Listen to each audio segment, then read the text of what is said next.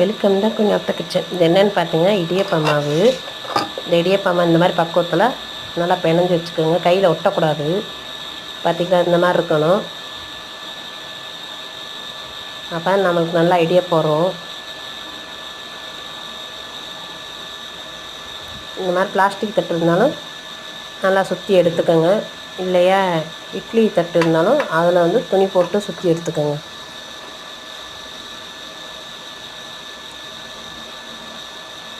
நான் ஒன்று மேலே ஒன்று அப்படியே அழகாக லைட்டாக அடுக்கி வச்சுட்டு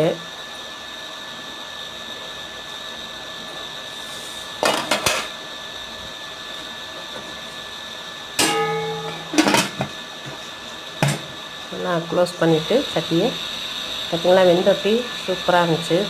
தேங்காய் பால், எலும்பு சூப்பு என்ன வேணாலும் வந்து சைடிஷாக வச்சு சாப்பிட்லாம்.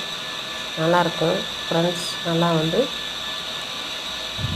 நீங்கள் வந்து செஞ்சு பாருங்கள்.